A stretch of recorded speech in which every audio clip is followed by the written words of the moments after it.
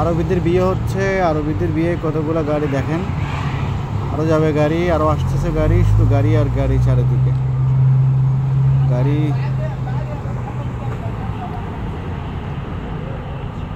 এগুলো হচ্ছে বিয়ের গাড়ি। আপনারা যখন বিয়ে করতে যাবেন এরকম 100টা গাড়ি ভাড়া করবেন, ভাড়া করে নিয়ে এসে বিয়ে করবেন। এরা কিন্তু এদের নিজেদের গাড়ি, সব গাড়ি বিয়ের গাড়ি।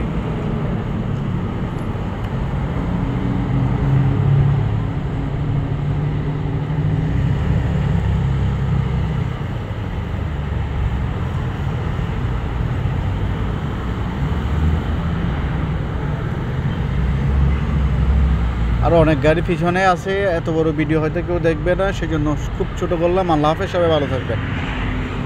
শুধু গাড়ি আর গাড়ি, শুধু একটা বিয়েতে এতগুলো গাড়ি যদি হয়, আমাদের দেশে একটা ভাড়া করে নিতে অনেক কষ্ট হয় আমাদের।